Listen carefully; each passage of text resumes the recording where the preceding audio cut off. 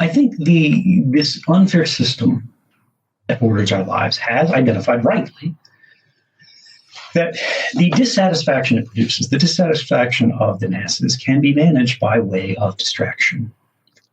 And by and large, the internet has been instrumentalized to effect this.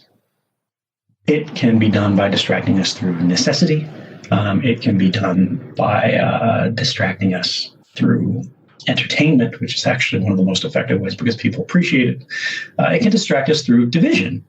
Division of identity are amplified all over the place. I think to maintain a focus on individual privilege in order to overlook close to entirely, I think, issues of generational privilege. I know a lot of people out there are like, oh my God, he said the P word. It actually does matter. It is real. What do I mean by generational privilege? If you think about what I mentioned before, that earlier internet, everything that I did when I was the youngest of young men has been forgotten. Those records aged off. They were ephemeral. We were generationally privileged to be able to experiment without being worried about it ruining our lives. The old bad tweet that gets so many people canceled today. Exploration was not only encouraged, but the system relied upon it for the furtherance of the borders, the boundaries, the settled area of the internet domain. And then over time, bit by bit, as that domain expanded, as more value was created and produced by the network effect and by the people who were settled in this new intellectual space, bars to entry cropped up and consequences began to crop up, not just for the worst things that we did, but also for some legitimate things.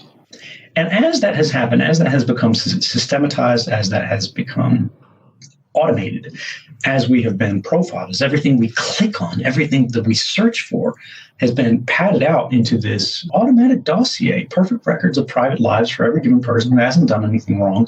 They have simply interacted with a system that cannot be avoided, that is necessary, that underpins everything that we do. The consequences, the bars became too high.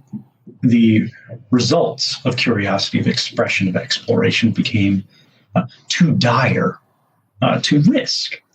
And I think this has turned us inwards, and it has made us sort of more of a sloganeering population where we see things that other people said, and then we affiliate ourselves with the tribe, and then we repeat it. And then if we make a mistake, if we say something that we don't like, we have to double down. We have to defend it, even if we don't agree with it, even if we evolve beyond it. Because to admit mistake is to admit error. To admit error is to basically announce wrongdoing. And this wrongdoing can never be, forgiven en masse, and it certainly cannot be forgotten.